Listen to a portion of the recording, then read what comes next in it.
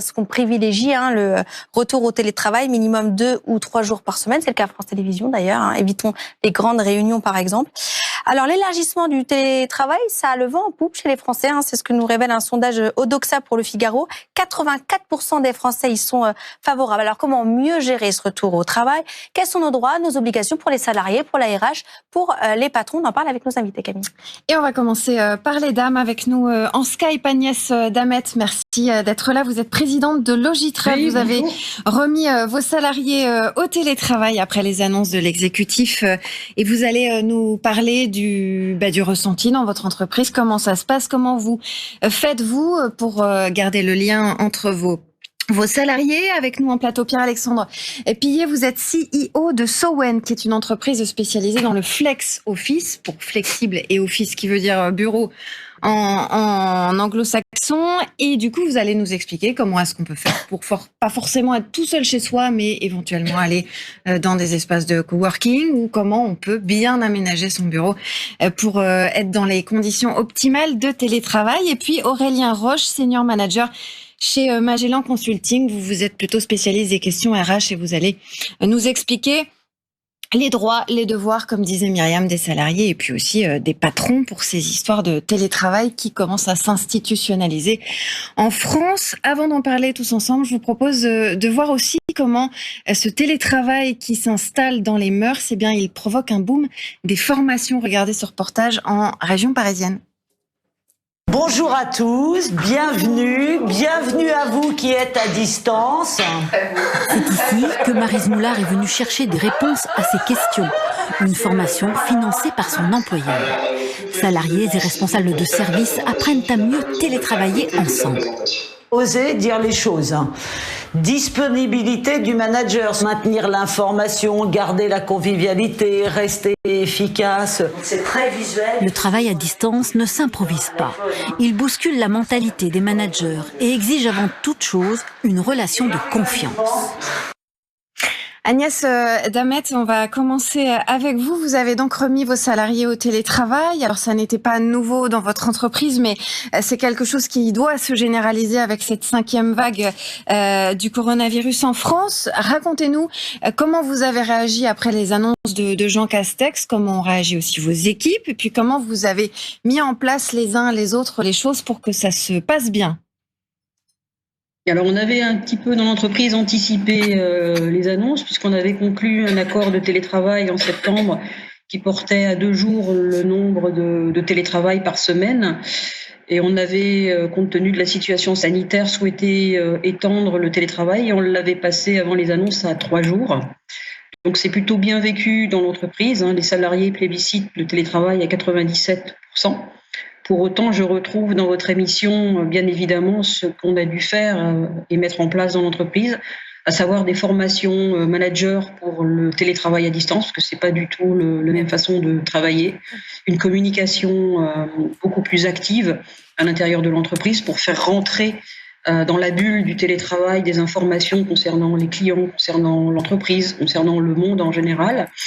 Et puis aussi d'autres formes de convivialité, des escape games. On a maintenu aussi, pour que le lien ne se brise pas complètement, des événements plus personnels dans l'entreprise. Alors, vous croyez pas si bien dire, parce qu'un sondage OpinionWay pour Les Échos dit que 57% des personnes interrogées estiment que la collaboration à distance va générer un nouveau type de management basé sur la psychologie et sur la communication. Ça n'est pas forcément ce qu'on apprend en premier dans les écoles de management. Est-ce que ça veut dire qu'il faut finalement, au-delà de la conjoncture, repenser structurellement toutes ces formations-là ? Alors tout à fait, je pense qu'on est vraiment dans le cœur du sujet et c'est compliqué pour l'ensemble des managers, que ce soit des jeunes managers ou des managers plus expérimentés, parce qu'on est confronté à quelque chose pour lesquels on n'a pas encore de référence et on avance, j'allais dire pas à pas, en marchant et en partageant à l'intérieur de l'entreprise l'expérience. Est-ce que juste, en fait, les managers, ils doivent apprendre un peu entre guillemets, à faire confiance. C'est-à-dire qu'avant le Covid, le télétravail, quand on le réclamait, il était très faiblement accepté. Dans mon entourage, quand j'ai demandé à mes copains, comment ça se passait pour eux. Certains se sont sentis harcelés par leurs supérieurs parce qu'ils avaient besoin, les supérieurs, d'être rassurés sur ce qu'ils faisaient parce qu'ils ne les avaient pas sous les yeux. Est-ce que ça passe la solution aussi par ça, accepter en fait de laisser un peu d'autonomie à ces salariés et d'éviter de les fliquer parce que dans les faits, c'est un peu ce qui s'est passé? Pas tout à fait. Enfin, pour notre expérience, c'est plutôt l'inverse. On a eu des gens qui se sont très fortement investis et le rôle des managers, c'était de vérifier que la séparation du temps personnel et du temps professionnel était bien respectée pour éviter les burn-out. Je pense que dans leur grande majorité, les salariés, les collaborateurs ont vraiment été très, très impliqués. Agnès Damet, vous restez avec nous. Ça nous amène à vous poser la question. Aurélien Roche, finalement, comment est-ce qu'on fait, quand on est patron ou salarié d'ailleurs, pour savoir où se situe le curseur des droits, des devoirs sur la performance, sur l'organisation du travail, sur remplir ses missions? Où est-ce que, comme dit Myriam, on peut s'arrêter avant d'être dans le flicage et pour savoir aussi que les salariés n'abusent pas, parce que c'est facile. Bien sûr. Alors, c'est vrai que c'est une question assez complexe, puisque aujourd'hui, le management avait tendance, c'est au cours des années précédentes, à favoriser le micromanagement et le flicage quelque part de la présence et de l'activité des collaborateurs. Ce qui a changé avec la crise qu'on a connue et avec l'apparition massive du télétravail, c'est que, comme vous le disiez, la confiance devient beaucoup plus importante, beaucoup plus nécessaire, et que ce micromanagement, ce flicage de la présence n'est plus possible, n'est plus viable et n'est plus souhaitable aussi pour les entreprises. Donc il y a un grand enjeu de formation des managers et justement d'accompagnement de l'évolution de ces pratiques pour être capable de gérer les nouvelles situations.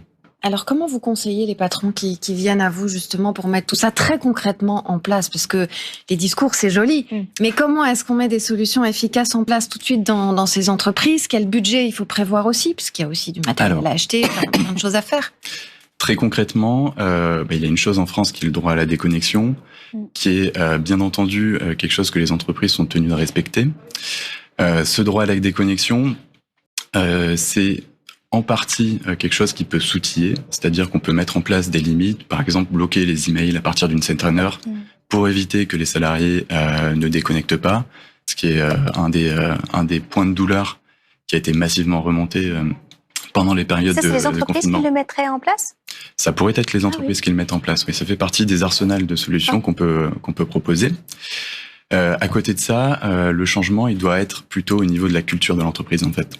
Et c'est là-dessus que nous, Magellan, on accompagne nos clients, à savoir sur cette transformation et cette nécessité finalement d'évoluer vers des modes de management qui permettent justement de déconnecter. Vos clients qui sont plutôt des directions, des ressources humaines, etc. Parce que je pense aussi, moi, quand même, aux téléspectateurs qui nous regardent et qui sont patrons, notamment dans les PME. À quel moment est-ce qu'en tant que patron... j'ai pas le droit aussi de dire oui mais là tu devais me remplir ce truc pour telle heure tel jour et tu l'as pas fait, donc où est ta performance?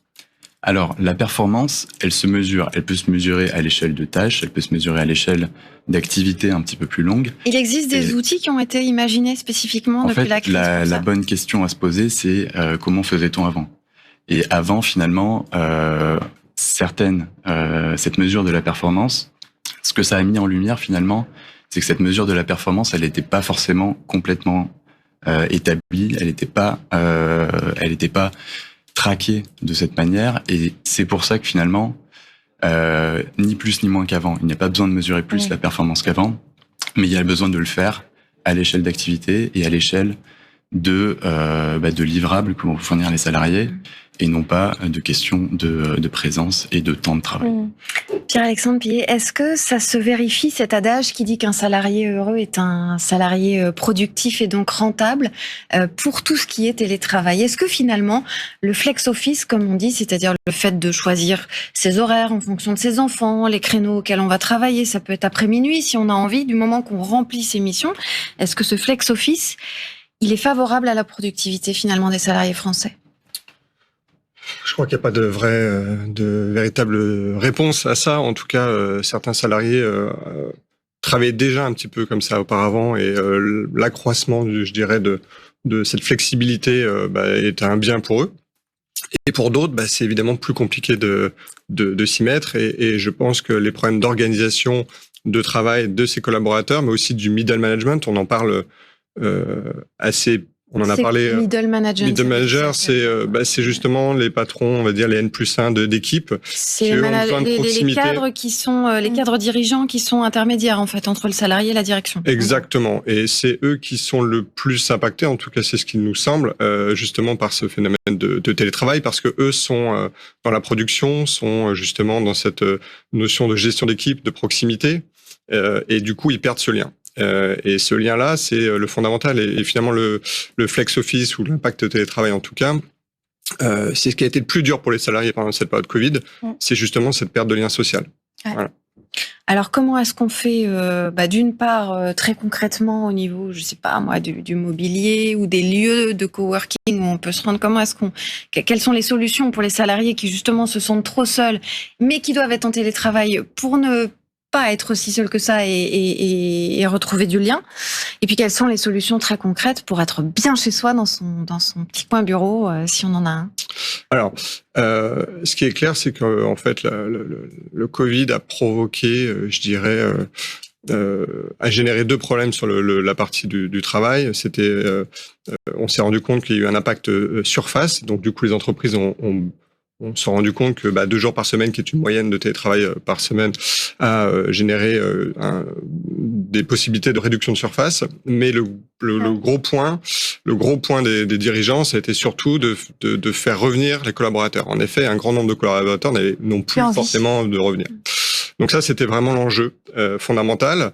Là, l'enjeu, c'est de les faire repartir, en l'occurrence. Alors oui, 2-3 jours par semaine. C'est vrai, de les faire repartir. Mais là, on était avec justement un cabinet d'avocats la semaine dernière, un grand cabinet d'avocats qui a pour habitude de travailler, être en présentiel dans des bureaux individuels. Et aujourd'hui, ils sont en full remote.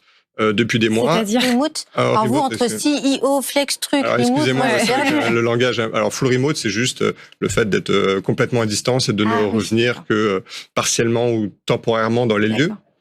Et donc, du coup, pour ces avocats, aujourd'hui, ils ont ils ont du mal à revenir, et la direction se dit comment je fais pour les faire revenir. Donc c'est ça l'enjeu. Et pour refaire venir les collaborateurs au bureau, justement, c'est créer des lieux qui soient des lieux d'échange. Et le siège social aujourd'hui et le siège social de demain doit être différent du siège social que nous avons connu, qui était un lieu de travail. Aujourd'hui, c'est un lieu qui doit refléter l'image de l'entreprise, qui a les valeurs, qui arbore fièrement les valeurs de l'entreprise, un lieu d'échange, de collaboration, et tous les espaces qui vont être dédiés à ça seront des espaces collaboratifs.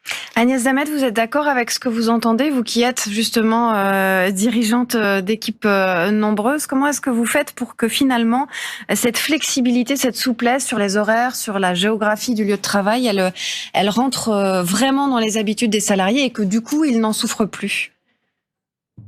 Alors, je pense qu'il faut distinguer, à mon avis, quand on parle de télétravail, ce qui a été vécu pendant le confinement et le télétravail simplement en période, j'allais dire, plus classique. Donc j'entends beaucoup de choses et ça fait plaisir parce qu'effectivement on se sent moins seul et on essaye de faire en sorte que les gens puissent se rencontrer, puissent partager. Et comme ça a été fortement pointé ici, je crois que la vraie question, c'est pourquoi on est physiquement dans l'entreprise. C'est pour travailler sur des projets, c'est pour partager avec ses équipes, c'est pour comprendre l'entreprise. Et donc effectivement, derrière la question du format des bureaux, il y a la question de pourquoi on vient et qu'est-ce qu'on a envie de partager à ce moment-là. C'est un petit peu comme ça qu'on a pris, nous, dans l'entreprise, le sujet, avec effectivement des moments dédiés aux réunions et aux projets. Peut-être juste une dernière question rapidement. Au moment du confinement, quand il y a eu les premiers télétravail, il y avait des salariés qui se plaignaient de devoir payer Internet, d'avoir un ordinateur. Enfin, matériellement, ils ont dû pas mal se débrouiller tout seuls. Est-ce que de ce côté-là, il y a eu des solutions? Est-ce qu'on a considéré qu'une partie de la maison, c'était une partie du lieu de travail, même normativement parlant? Avec des aides, Sur la partie norme, je pense que je suis pas le mieux placé. En tout cas, ce qui a été vécu, et en tout cas les solutions qui ont été apportées par certaines entreprises, surtout les grandes entreprises, c'était d'équiper les collaborateurs d'écrans, de fauteuils, de tables, etc. Certains ont participé financièrement. Oui, parce qu'il y a le trouble musculo-squelettique qui du coup peut être... Tout à fait. Je trouve pas le mot, mais qui peut être transvasé, entre guillemets, à la maison comme accident du travail, en fait. Exactement. Merci beaucoup d'avoir été avec nous. Vous vouliez rajouter un petit mot avant de se quitter? Oui, juste que c'était effectivement, au-delà de ce qu'on vient de dire, un enjeu pour le recrutement et la fidélisation des collaborateurs. De pouvoir justement adresser ces questions. Et il faut pouvoir intégrer les nouveaux collaborateurs en 12 secondes, comment on fait quand on a un nouveau et qu'on veut quand même qu'ils se sentent bienvenus dans l'entreprise. Alors c'est très compliqué et sans présentiel, c'est vrai que c'est beaucoup plus dur. Oui. Ce qu'on peut faire, c'est uniquement renforcer l'attention qu'on lui accorde, l'intégrer à de nouvelles communautés et faire un effort supplémentaire en tant qu'entreprise pour l'accueillir. Ouais, et on a eu un peu ce problème, nous, par exemple, à France Télévisions, avec certains de nos stagiaires, notamment, qu'il a fallu driver à distance. Et c'est vrai que ça demande beaucoup d'empathie et puis un autre sens du management. Merci beaucoup de nous avoir éclairé sur tous les chantiers encore à bâtir, parce que, semble-t-il, on n'en a pas terminé avec cette crise sanitaire. Merci à vous tous d'avoir été avec nous. Merci Camille. Je retrouve Anaïs.